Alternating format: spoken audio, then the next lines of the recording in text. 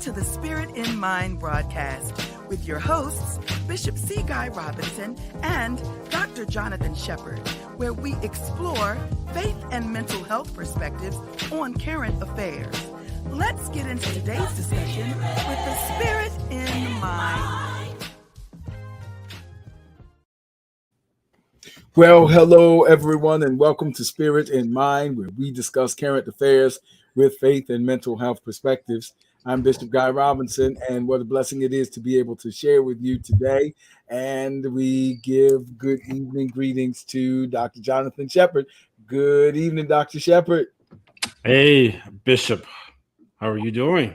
Doing well. All is well. Busy, but it's good. How about you? It's good. We are in the midst of a new month.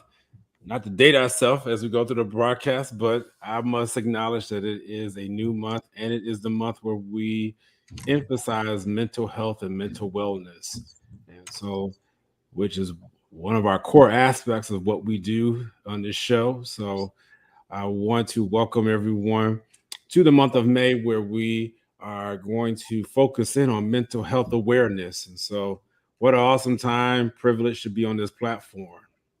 Yes, absolutely. And we want to encourage our Spirit in Mind family to hang with us through this month of May as we really emphasize what really we're committed to, as Dr. Shepherd said.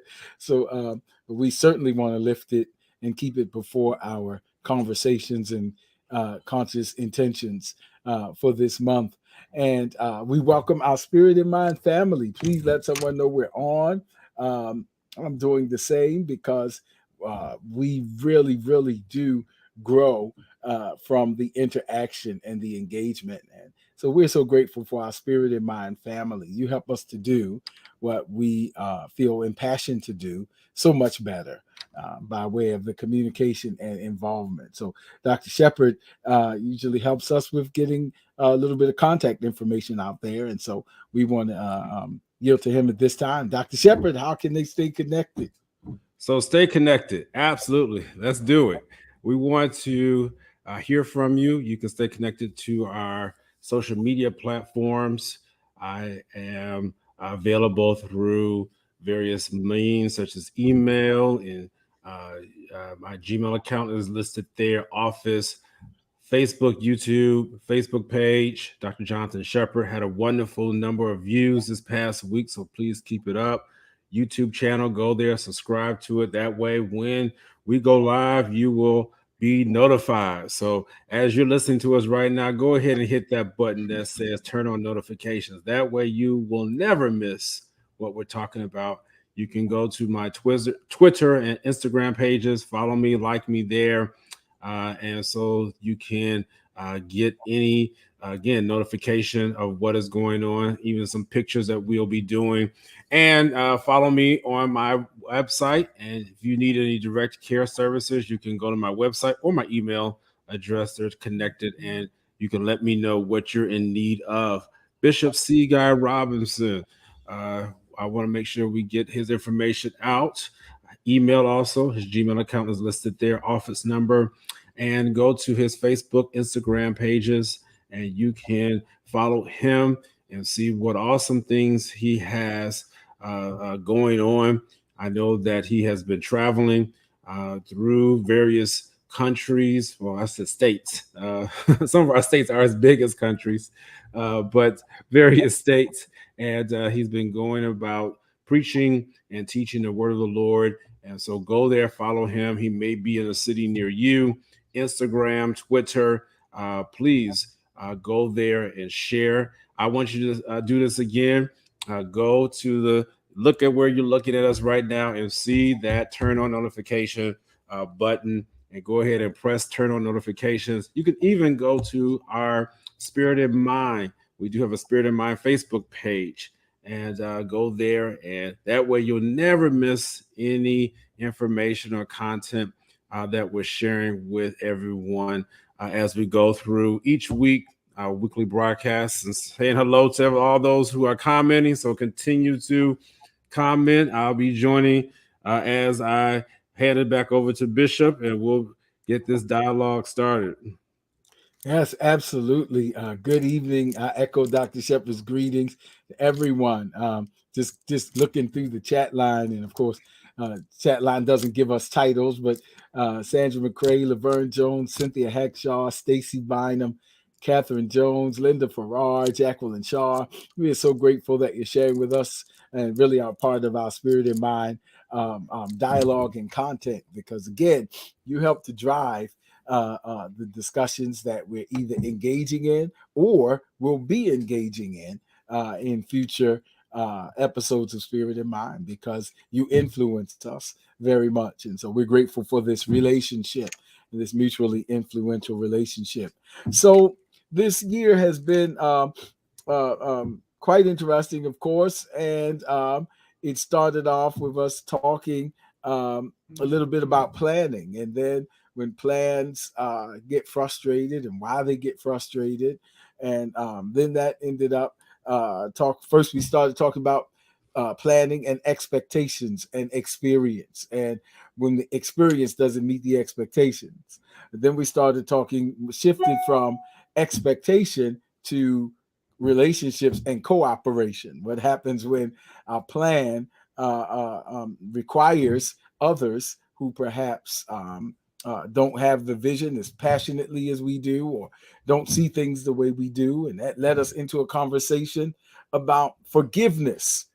And so how to have healthy relationships. And forgiveness sent us for a while. And Dr. Shepard usually does this part so he can kick in and fill in anywhere here. I'm just kind of giving a survey of how we got here. And that got us to talking about relationships and forgiveness, and the glory cloud, if you will, just kind of hovered right there. And we just needed to stay there because there were so many layers to that to effectively peel the proverbial onion and get to the core. And so that took us to talking about trauma triggers and those various kind of things, and traumatic events, the traumatic experiences, the traumatic effects that sent us to talking about so many other things. And we that added to a lot of balance and homeostasis. And we looked at Dr. Shepard helped us to understand how lungs function and use that natural biological principle to give us spiritual insight as well. And so here we are, continuing that as we're talking about post-traumatic growth as opposed to post-traumatic stress, and how can we grow from these moments. And so, Dr. Shepard, where do we go from here, in the words of the old gospel song? Right. Yes, sir. And so thank you, Bishop. That was awesome, the recap. And so what we're going to do, we're going to grow from here, whether or not you've been traumatized or not. And I believe all of us have some form of trauma that we can relate to. And I always want to make sure we're clear that as we go through these episodes, if you are experiencing anything as we talk about it, make sure that you check in with your mental health professional. We do not serve as a surrogate or representation of your own direct mental health care services. And so please make sure, because that happens as you talk about trauma. Sometimes you, as Bishop just said, you peel back the onion and you didn't realize that the sore or the injury was still there because you just masked it, you covered it up. You were taking the aspirin or the various opioids to numb the pain. And if you just numb the pain, it doesn't mean that the injury is better. It just means that you dull the pain nerves. And when you dull the pain nerves, it doesn't heal the injury. And so we want to make sure that as we go through this, if you're in need of direct care services, let us know. And but this does not serve as that particular point of reference. Just wanted to emphasize that. That's good, Dr. Shepard. While you're doing that, we Yes, could sir. also use the spiritual parallel for that, because as their pastoral care Yes, sir. disclaimers, to say that certainly some things may come up that have spiritual significance and may even be indicative of spiritual woundings and or spiritual warfare. And so certainly that may provoke a conversation with your pastoral covering. And so the same thing applies. So the objective is of course, to have awareness, and then that gives us the ability to articulate certain things. And so as you start peeling the onion, as we know, we make a distinction between the presenting issue and what may be more deep-seated issues. That applies to both disciplines. And the presenting issue is the thing that made it hurt enough to come see. My arm hurts, or whatever, or this is happening. And usually, oftentimes, that's the fruit. And then you find out that where there's a fruit, there's a deeper root. And so we're distinguishing fruit from root.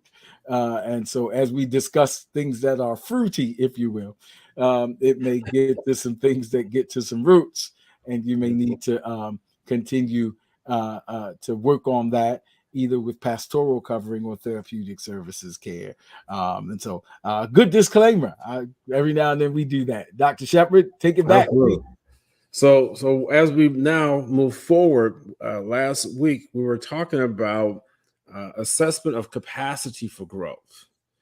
That's where we were. And as I gave the illustration regarding lungs, I was showing through that illustration how a lung can be obstructed and yet look like it is, and not even look like it has a lot of air in it.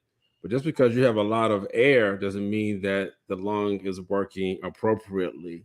And so if our engineer, Mr. Cat, if you still have that slide shown, let's go back to it very, very quickly. So obstructive lung disease, if you remember this from last week, the lung on the right is a representation of a lung that has obstructive lung disease. You might say, well, Dr. Shepard, that lung looks like it could function because look at all that air in it. Look at all that volume. That's the problem. It has all the volume in it, but lungs are not supposed to just inhale and take everything in. It's supposed to exhale and be able to allow that air out. So when you have an obstruction in the way, such as with asthma, chronic obstructive pulmonary disease, those are two of the biggest ones that fall in that category. You go to look at a person who has lungs, who suffers with that disease, this is how they will look. And you might say, wow, the lungs are big. They should be able to breathe.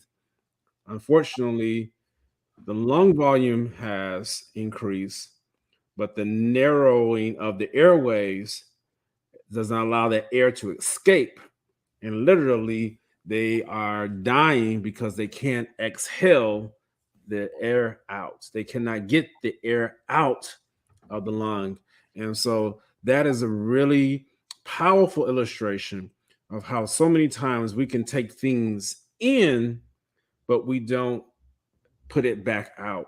I'll never forget how a previous youth leader, this is back in the day before I became the youth pastor at my former church, she said, Shepard, he said, you're spiritually constipated. I said, what in the world? She said, yeah, you keep taking all the information in. You got all this in you, and you're not putting it to use. She said, there's too much in you to not be putting it back out so that you can be useful. And, sometimes we're fearful of all the things that may come to us to want to do. And I tell you, I have never forgotten that word, as you see, and that's been many years, probably 15 years, maybe even longer than that, at least between 15 and 20 years ago. And I still have not forgotten that word. And so I want to tell you too, that as we're assessing our capacity to grow today, think about what is obstructing you from being able to exhale and be able to allow the movement of purpose in your life so that you can fulfill God's destiny for you. And that growth process is where we're at. Remember, some of us get stuck because we've taken all the injury in, and we've even taken in all the therapy and even all the word of the Lord, and yet we haven't put it back out so that we can grow. and move forward in what God would want us to do. So this is obstructive lung disease. I also talked about restrictive lung disease. I'll show that very quickly. And that lung right there, again, is on the right. And this is a lung that has been injured by external forces. And don't want to spend, again, a lot of time here. Please go back and listen to last week's show where I went into it in detail. But I'll just highlight here that this is the lung that suffered from trauma, from burnout, from grief, loss. It's been injured. And when you have been injured, such as this particular lung with restrictive lung disease, you have scarring there, fibrosis. And so when that happens, the lung can no longer expand. And when that happens, then it doesn't matter how much air you inhale, it's just not going to take it because its capacity has been decreased, has been reduced. And so that is a very important point, that some of us find ourselves as the obstructive lung, some of us find ourselves as a restrictive lung. Regardless, we want to assess for capacity today, assess our capacity to grow. I will share with you acronym, but as I've just recapped real quickly, so let's see if Bishop has anything to add to that, and then we will move forward on the assessment for capacity to grow. Dr. Shepard, this is good. It really just is the Bible talks about first natural, then spiritual. And so we can really learn a lot of spiritual revelation and insight from the way our bodies are constructed. Of course, the word says we're fearfully and wonderfully made. And so I really appreciate that example that you've given from our physical bodies, because even the scriptures, the Apostle Paul refers to us as the body of Christ, and one part can't say it doesn't have need of another, because the point is the way we're constructed biologically, being fearfully and wonderfully made, can really give us insight to spiritual truths and principles and practices. And so what is so powerful about that is that you're talking about the capacity versus the actual performance. And that's so powerful for several reasons. What do we have the capacity to do? It reminds me of like the difference between lifespan and life expectancy. The human life span is how long we have the capacity to live as human beings.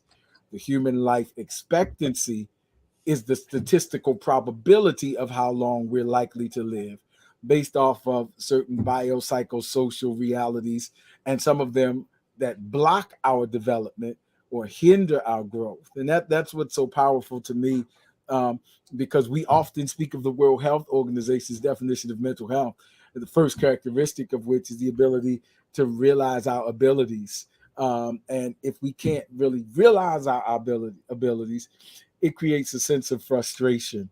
I shared with our church family this morning, and sharing with them, I was reminded of Ecclesiastes 13, and I talked about that, I think, in the previous episode, where it's interesting that Ecclesiastes writer says, God has set eternity in the heart of our being, our bodies. So in the midst of, though we're finite beings, think about that, God has put something in us that makes us conscious of something greater, of a greater capacity of being. God has set eternity, the concept, because eternity is the absence of time. It is beyond time. So he has set in beings of time something that is aware of something that is beyond time. And that's why you often hear this great existential voice internally that says, there's got to be more. There's got to be more, which is really the cry of my capacity. Saying there's more, there's more, there's more. And that's where the spirituality kicks in, because really even our mortal bodies can't handle our capacity. The scripture says, though my earthly body is passing away, my inner man is growing stronger day by day, because God set something inside of each one of us that lets us know that we have the capacity to be more than we're actually experiencing. And so we're talking about how can we maximize that capacity. And that analogy is powerful, to remove the blockages, to lay aside every weight that does so easily beset us, so that we can run and realize all of that potential. And so that's a lifelong pursuit. We count not ourselves to have apprehended, but that's kind of what we're talking about physiologically, psychologically, and spiritually today. So that's just what came to mind to me. Yes, sir. So with that said, we're going to now talk about how to assess for capacity to grow. And those who know me know I like acronyms, and so that's where things stick in my head. And so the acronym here today is CRAM, CRAM.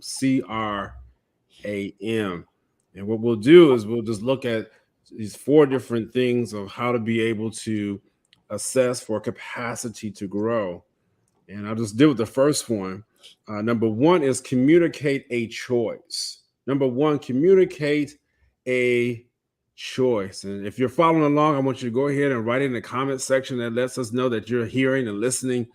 So number 1, what do we need to do to assess for capacity to grow?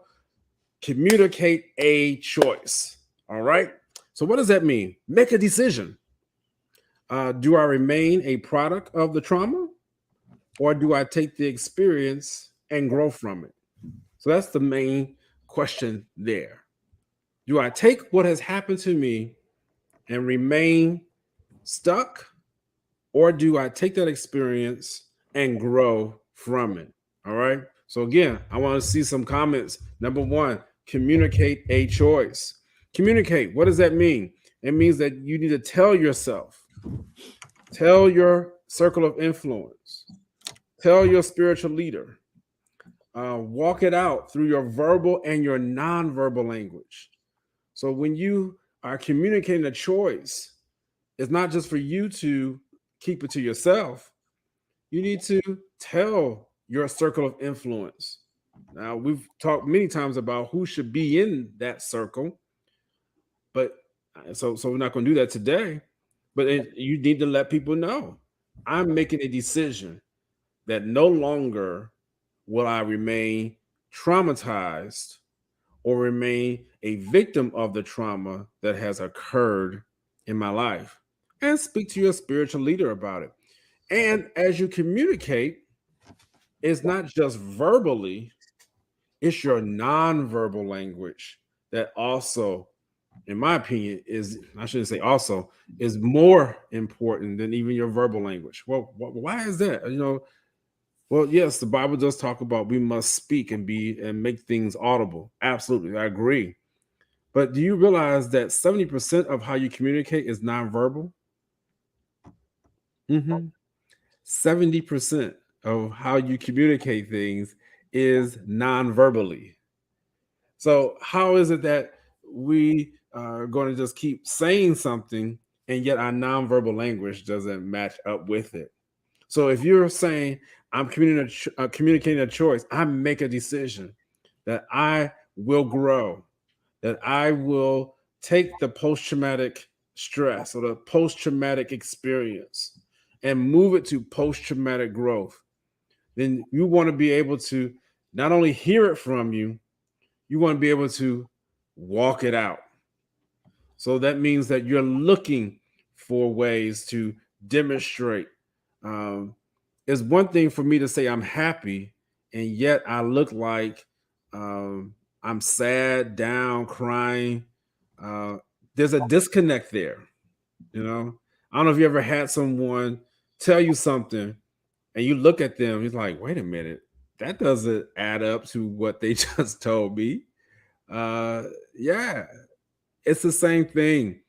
When you make that decision about moving from post-traumatic stress to post-traumatic growth, let's communicate that choice. Bishop.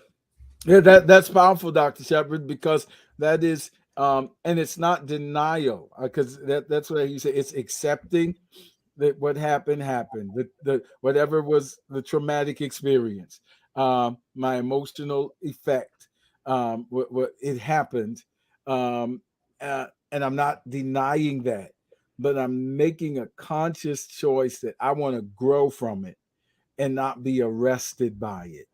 making a conscious choice that I want to move on from this in a way that essentially gives me a testimony where I can own what happened and acknowledge what happened. And I can also speak of it in terms of the turnaround. Um, and so that's very very important. And what you're saying about the other ways to communicate and having really a consistent effect, and so that we're not communicating defeat with our body language while we're talking the talk and just going through the verbiage of victory. But there's a posture of victory, and there's a look. And even the Bible speaks of lift up your heads. And thou, O Lord, are the shield about me. You're my glory. You're the lifter of my head. And so those kind of things is that to paraphrase my friend Bishop William Murphy, says you prophesy with your body.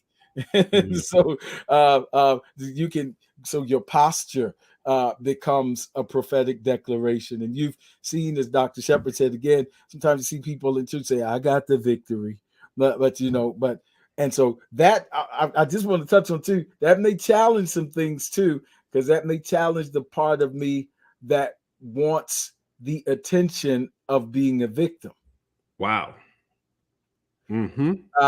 Because there may be some kind of concerning warped payoff that I'm getting out of always being even when I'm talking victory, just pray for me, child, because all of that, my language and everything, I'm speaking like I have victory, but the tenor of my voice and the shrugged shoulders and the posture is looking sympathetic, because maybe that's the reward that I want on some. So I'm prepared to grow, even if it doesn't get me a bunch of likes on social media. Because there may be more people who were drawn to my victimization role than are drawn to my healing and healthiness.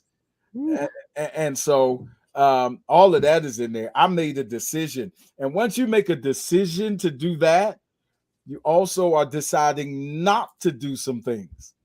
And deciding what I'm going to do is also deciding what I'm not going to do. And once your agenda becomes clear, it may not attract some of the same people who would have been attracted if you had another agenda. So growth has to be the decision, even if it's not as popular as as some other decisions I could have made. So that's just coming to mind for me. So I choose to grow. That's what I'm getting from that. I choose to grow from this. That's powerful. Let's move to the next one of the crayon metaphor, because it's a lot in here. Yes, sir. So next one is relevance. And so what that stands for is understanding the relevant information. So number one, communicator choice. Number two is relevance or relevancy. Understand the relevant information. So Dr. Shepherd, what are you saying there?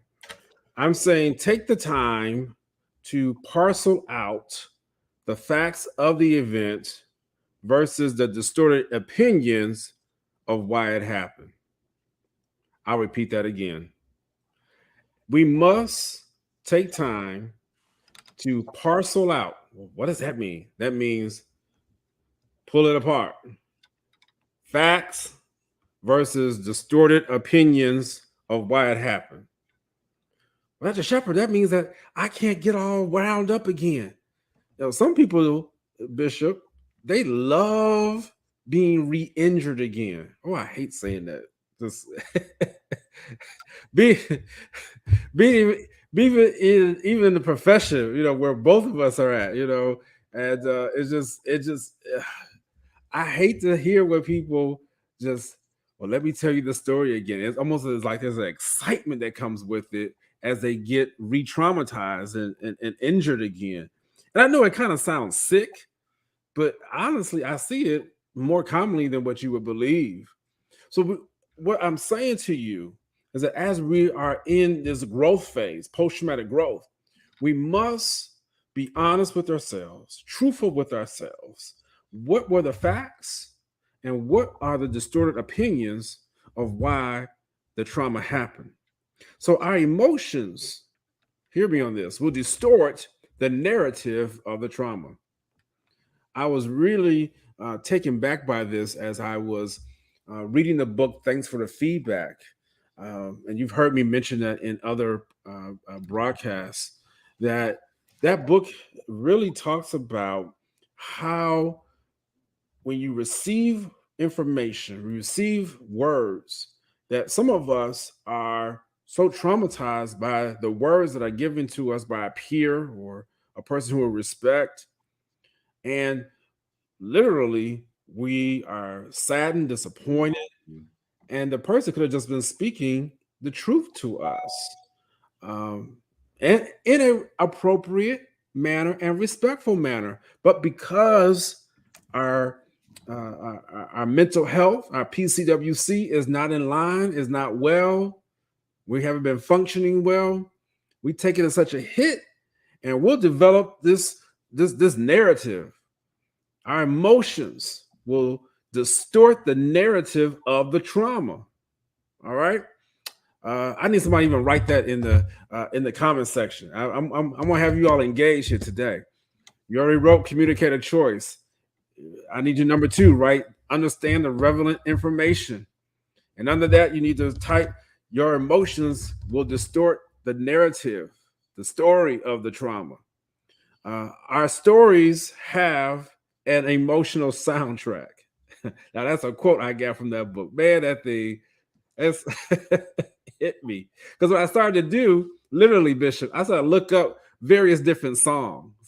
You know, for those who have that "woe is me" and those breakup songs, and you go listen to the various different artists, the R&B artists out there, and your story got a soundtrack to it. Oh, you just don't understand, Dr. Shepherd. He left me. She left me. She ghosted me. That's the term now. He ghosted me. I tell you. And you got songs to match up with how you're feeling. And let me tell you, I'm not downplaying anything of how you feel. Hear me on that. What I want to make sure is what we do is that, as I said at the beginning of this particular point, parcel out the facts versus the distorted opinions of why it happened. If you remain stuck in something for so long, Bishop, many times the true narrative, you forget. I've talked to people several times holding a grudge against people. I don't want to digress too much, but we talked about this in forgiveness, but I think it matches here. People are 10, 11, 12, 20 years holding on to something that happened. And then they try to remember why they were mad at the person. Some people are trying to literally relive it. And somewhere they get the facts wrong. And oh my Lord, it's like, wait a minute, why am I still mad at you? Even the trauma. Yes, it happened. Yes, it occurred. But when you hold on to something for so long, those facts will get distorted by that emotional soundtrack. Every time you see the person, boom, boom, boom, boom, it's like a chorus comes in. Now, I know Bishop is loving it because that music is his thing. I love music too, but I mean that's Bishop's passion, one of his passions. So I know he can really drum that up. But I can almost imagine every time you see something, this big chorus just comes right on in. And don't you just love how music just gets you all wound up? You sit in the movie theater, and if you're watching a horror movie and they got the music playing and you don't even realize that it's playing in the background, and before you know it, you're jumping out your seat. That means the people who made that movie, they did their job because they were creeping to get you to that point to where you just pop off, so to speak, jump in your seat in your theater because it had a soundtrack that was getting your emotions all wound up. Remember what relevant stands for? I'm going to stop here.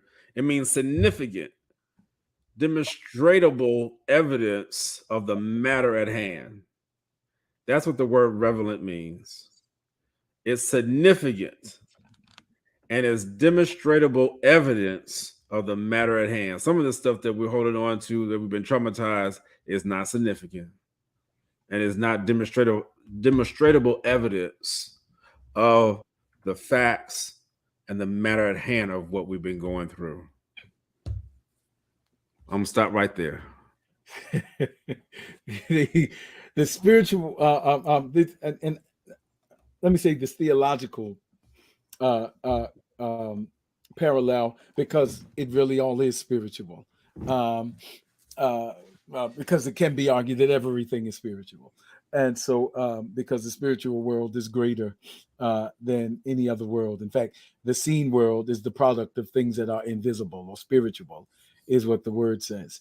And so with that in mind, it's powerful spiritually because and psychologically, it's psychospiritual, because what it really is that my feelings are important. But there comes a time when I have to understand that all of my feelings may not be factual. My feelings are strong.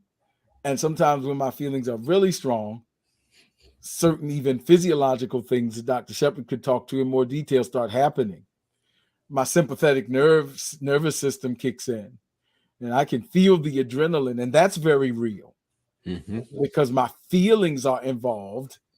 And so now certain parts of me are actually going through physiological changes. Sometimes we even say that I could feel the blood boiling in my veins. We say stuff like that to describe our emotional state. But what you can really feel is that fight, flight, fawn, freeze, all of that kind of stuff happening. And it's essentially my body saying, here's some stuff so you can do something. So that may very well be real. So my feelings are real, and the physiological effects that it is provoking may be real, but feelings are not always factual. And that's the catch. My feelings vacillate. And so what I'm feeling right now may not be responsive to a fact. So I've got to be able to distinguish what are feelings from what are factual. What are the facts? And that takes some time. That's really introspective work. And so this isn't get quick fixes that we're suggesting here. We're talking about going through some processes that cause us to look within. And sometimes looking within is harder than looking without. And sometimes pointing fingers and all of that. So feelings are not always factual. So I have to go through those and do those assessments. And so sometimes, and that's where the spiritual part comes into, and that's where even introspective prayer, not just us talking, but introspective prayer goes through a time of us talking, and then a time of us listening, and a time of us looking within and allowing the Lord to speak within and not stifling that voice, because what he says in response within may not be something we want to hear. And so we may pray amiss. So we have to ask ourselves, and there's this verse in Hebrews. Let me see if I can put it in the chat line and you can read it in detail. But he says, Paul says, or the writer of Hebrews says, that the word of God is quick and powerful and sharper than any two-edged sword. And here's what he says: distinguishing even between soul and spirit, psyche and pneuma.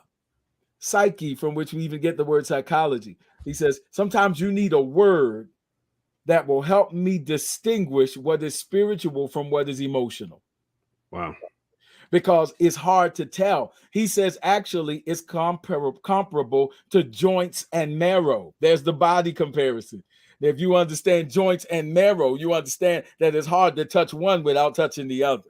That's right. And so he says, soul and spirit, psyche and pneuma are so intertwined that I need a word that'll help me distinguish what is emotional from what is spiritual.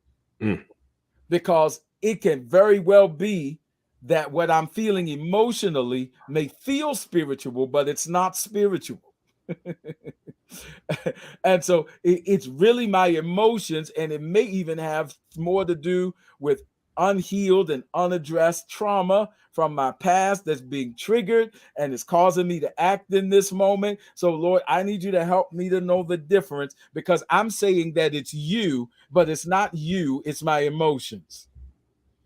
But they're so intertwined that I think it's you, but it's really the vestiges of unresolved issues that are being triggered.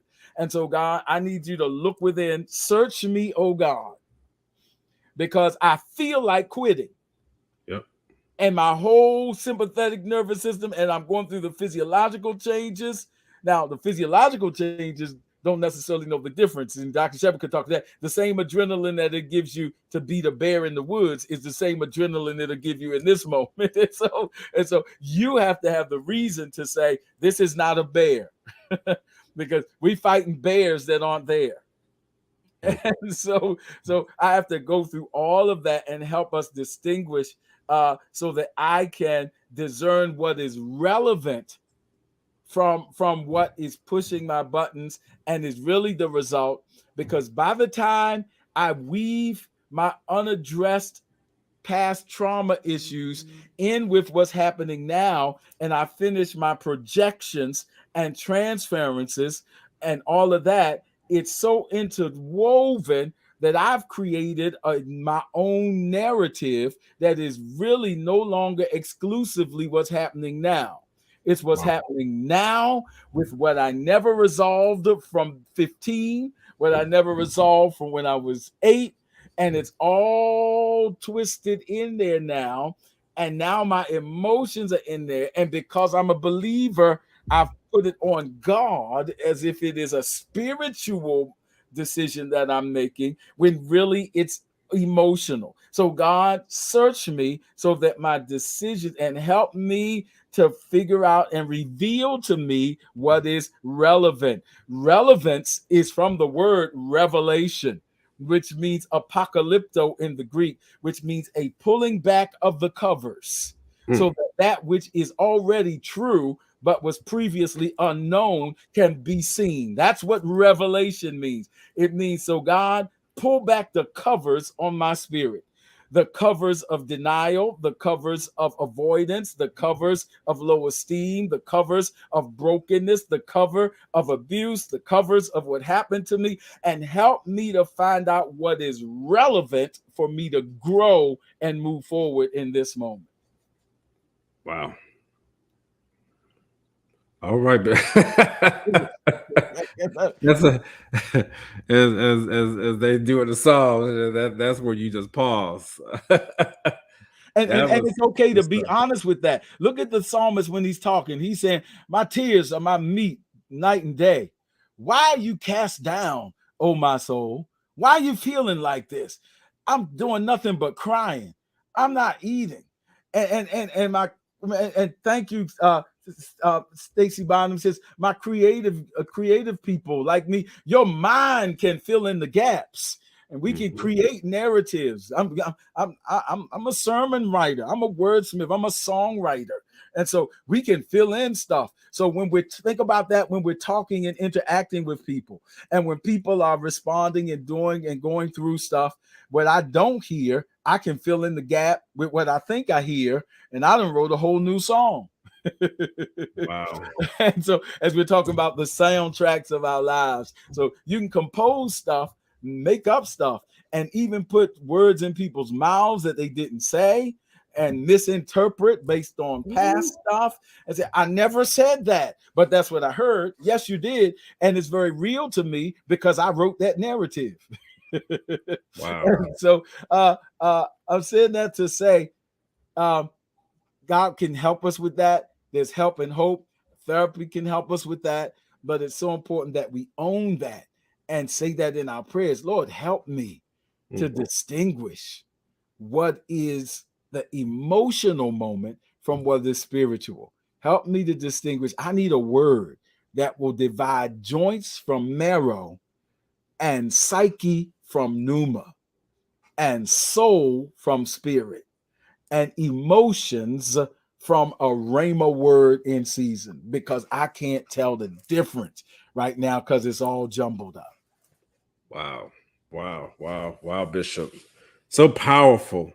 And as you see, this is what it takes to grow. Remember, this is where we're on that path of growth. And we've already said it. It's hard. It's difficult. It is not easy, but it's necessary. But also, it is doable. Sometimes I think we forget that when we say it's hard, it's this, it's necessary, you're like, man, but can I do it? Yes, you can do it. That is so important. It is doable. It is doable. It is doable. I need somebody to even write that in the comment section. This thing is doable. It's doable to communicate a choice. It's doable to be able to understand the relevant information. Some of us need to break these soundtracks today. Smash them.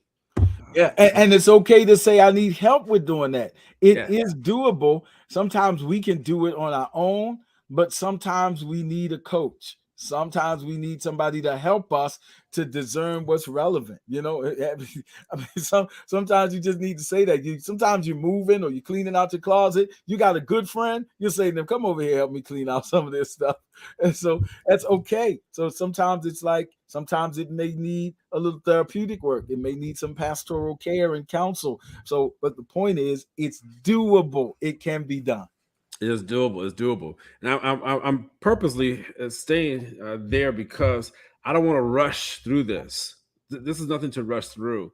I want to actually just share with you how this acronym came up, because I don't think I'm going to get into the other two. I'll save those for our next broadcast because I don't want to rush through them. This actually came through a scientific paper, believe it or not.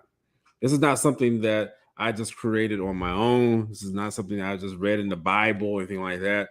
And I'm emphasizing the fact that it came through a scientific journal because we must remember that God is not against science, that he is with science.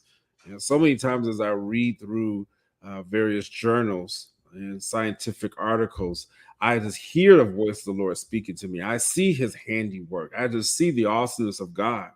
And Bishop, when I saw this 4 steps for assessment, I began to think about, wow, this can be applied to so many different areas of our lives.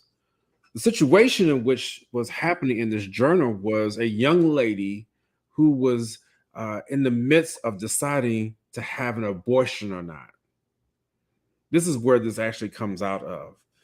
The article was talking about how the physician is going to be able to make a informed decision with the woman, a young woman at that, about whether or not to end the life of a child prematurely.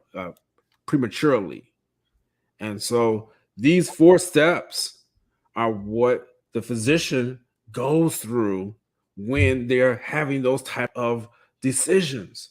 Because believe it or not, when that person makes a decision, that can be and typically is a traumatic point in life. And again, I'm not here to get into why she had to make the decision or how she came to make the decision. That's not the point right here. The point is that when you are in a crossroads of life, or when you have already experienced something that is traumatic, that has shook you to your core, almost took you out of here. That's what trauma is. It's a life-threatening event. I want to make sure that it's not just something that just, oh, I got a headache, or, someone just threw something at me. No, this trauma is life-threatening. Let's make that clear. It's something that threatens your ability to survive, to be able to move forward. It threatens your very being. All right. And that's even something that we need to, Bishop, really, because some of the stuff people are calling trauma is not trauma. All right. I'll leave that alone. But we want to make sure that when we are assessing, just like this physician was working with this young woman, he allowed her to make a choice because she was struggling. She was battling in her mind as to what to do. Then she had to understand what the relevant information is, because I can hear someone, and there may even be someone out there who is wrestling with it. I don't take that for granted, Bishop. Who knows I'm looking at some of these people who are listening to our show, even currently. I'm like, wow, people throughout the nation are listening, even currently now. So I don't know what people are faced with. We're sensitive to that. You may be faced personally, or you may have a child or a coworker who literally is faced with making that decision of a life remaining in the womb of a woman right now. And that's such a hot button topic, Bishop. You know that, my Lord. You look at the different laws that are coming out in Oklahoma and Texas about banning abortions of a person who has been pregnant after 6 weeks. So this is a hot topic. We're very relevant right now. And so when we look at how do we make these decisions, communicating this choice, understanding relevant information, I want to give you that backdrop of how this came to be about, so you can understand that this is not just something we just pull out the word or a book. Or no, this is what goes through a physician's mind. So hopefully you have a greater appreciation for your doctor, for he or she, as they work with you when you have to make these life-changing decisions. Yeah, that's very important because it applies to numerous contexts in which we have to make a decision. Dr. Shepard gave one example that could really apply. I would suggest that when I was talking, I was reminded of the word crisis. I want to suggest, I'll put it in the chat. Let's see if I can put it in the chat, because it's a critical point. The word crisis actually comes from the word krisis in the Greek, and what it means is to be at a decision-making point. Mm. It's a fork in the road. It means things could go either way. Like when someone said they'd be in critical condition, so things could go one way or the other. The two Chinese words in Chinese is two symbols that make it up. The word the symbol for danger and the symbol for opportunity create the word crisis, because it is a time of opposition and opportunity. And when you're at a fork in the road, you understand you could go to the left or you could go to the right. But what you can't do is continue the same way you've been going. So you can't stay on the path you've been on. Life is unfolded in a way that is making it like you can go this way or that way. And so as we're talking about post-traumatic growth, I want to suggest that after we've survived the traumatic event, we're now at a critical point. Wow. So I came out of the trauma and now I'm at a point of crisis in this definition, because now I have to choose whether I'm going to go the way that is healthy or whether I go the way that is not so healthy, whether I'm going to grow, the path of growth, or the path of arrested development. And so now I'm at this crisis point. I survived the traumatic event. Now I'm at a critical experience, because what I decide to do now and how I decide to use my life having survived the trauma. And so that's why this CRAM process is so very important for whatever post-trauma decisions you need to make. I survived the abuse. I survived the loss. I survived the pain. I survived the rejection. Whatever that point is, I've survived the event. And you heard me say in previous episodes that the event is one thing and the experience is another. The very definition of post-trauma is when the event is over, but the experience is still reverberating and ruminating and resonating. And so now I'm at a critical point, and that's why we started off with this point that Dr. Shepard made. I'm still there at communication. I'm making a decision to grow. I'm saying it to myself, and I may even need to say it to people who want to keep me repeating the narrative of defeat and all of that kind of thing. I have to say sometimes, I have to leave it. How you doing? I'm choosing to grow. See, it happened. Oh, you did not? No. It happened. I survived it. I survived it for a reason. And so I'm choosing to grow. So that critical point is now where I'm saying, so Lord, help me. I'm choosing to grow at this before I take this step.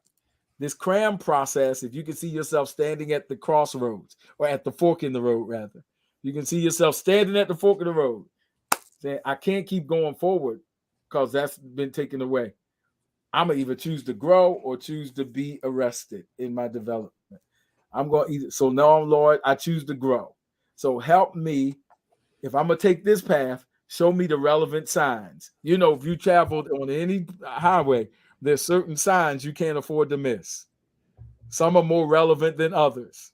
Others are distractions. Yep. If you look at too many signs, you'll have an accident.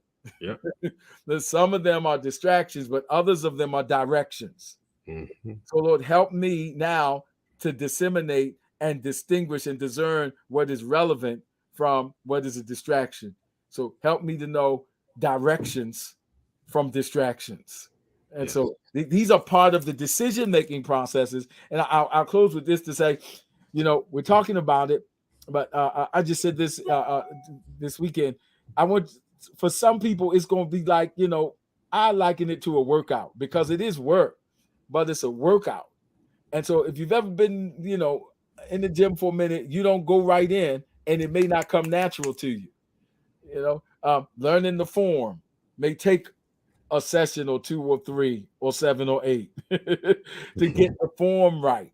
But once you get the form right, it seems awkward at first. But if you keep coming and keep working it, it becomes more natural. I want to say that because as we're going through this alliteration, the cram process may seem a little awkward. Wait a minute. First is the C, communication. Mm-hmm. It is relevance. And so you're just learning to get the form. So it might not flow as smoothly as you'd like it at That's first. right. But keep doing it. Keep doing it. Keep doing it. And it'll become more natural. And your response time may even get quicker. You know, because now you've been a practitioner of it. Don't give up on it because it seems awkward at first. Don't dismiss it. Stay in this gym and get healthy. So that's just what's coming to mind for me. I know we're in our last couple of minutes, Dr. Shepard. No, this is good. And one of the things I have learned, you cannot rush the process. And that's why even today, I wanted this to soak in. We don't need a brief shower. We need a soaking rain. We need one of those type of soaks where it gets into the crevices of our minds, the crevices of our hearts, allow the word that is penetrating, as Bishop just said, that is separating literally the bone from the marrow. I mean, that I love the illustration of that as the word talks about that. But the only way you can do it is that you have to have something that can reach in between those hidden areas. And we have to demonstrate that even on our platforms. Stop rushing. Allow time to, let's chew through this thing. Let's, and I say chew through it, I'm not saying make a hole. I mean, let's sit down and let's talk about it. Let's converse. Let's break it apart. Because as we do that, that's where I believe the revelation will occur, the insight, the healing will occur. I'm just going to stop there, Bishop. That's why I felt literally the Spirit of the Lord said, that's enough. Let's just chew on it. And we want to make sure that you all have got it down real good. And let me tell you, I'm walking through this process with you. I hear you, Brother Thomas Scott Jr. You've been a blessing in your comments today. Indeed. I'm tired of arrested development. You got to get to that point. Mm-hmm. I'm tired of arrested development. And that's where the illumination of the mind comes, because some people don't realize that they're crippled. Some people don't even realize that they're deformed, and they don't realize they're deformed until they start seeing healthiness or seeing healthy demonstration of what things should look like. And this is our job today, to present those things to you on a healthy platform, from a healthy space, from a healthy mindset, so that we as people can grow after the post-traumatic event. Bishop, I'm done. Wow, I'm with you, brother Scott. Thank you so much. And that's a good thing, actually, when we get like, I want to grow. And so many others put that in the chat line. I want to grow. What that means is that you're listening to that inner voice. I started out talking about, and you can read it in your devotional time, Ecclesiastes 3:10. He says, God has made everything beautiful in its time. So there's that process again. So give it time. There's a set time.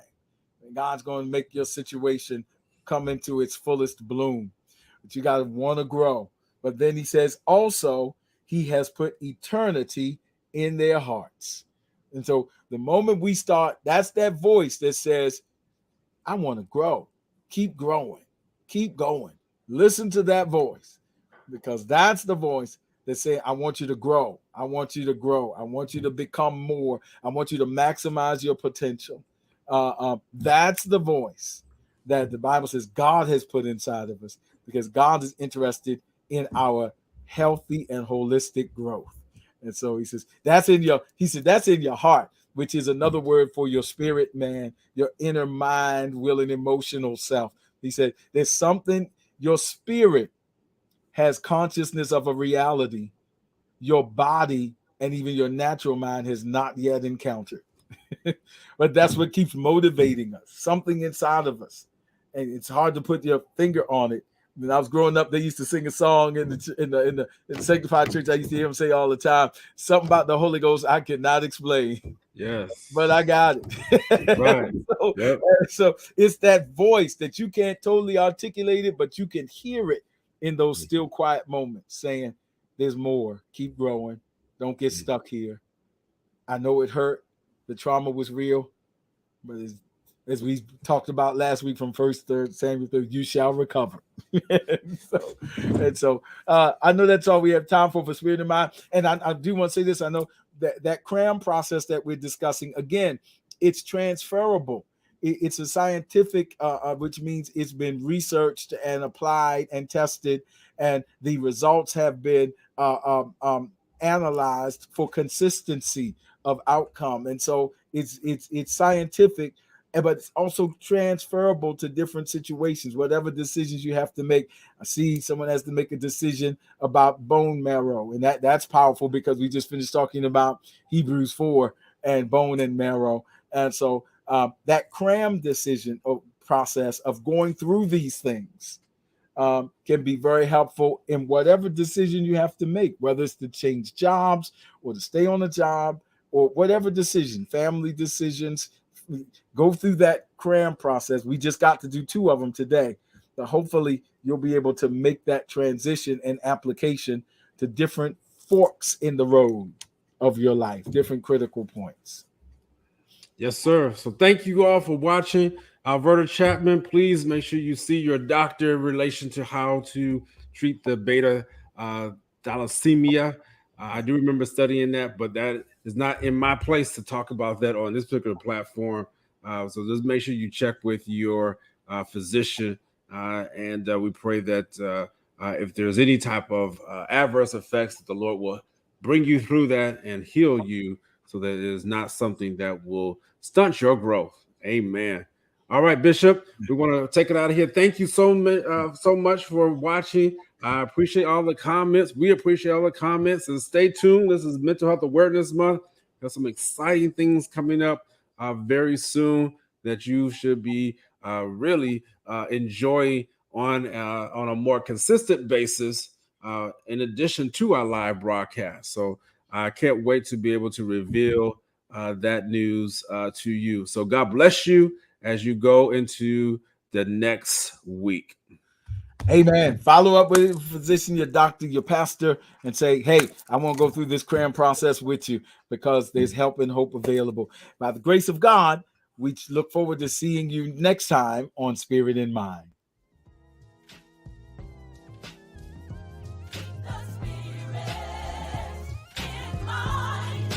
Don't forget to follow us on social media.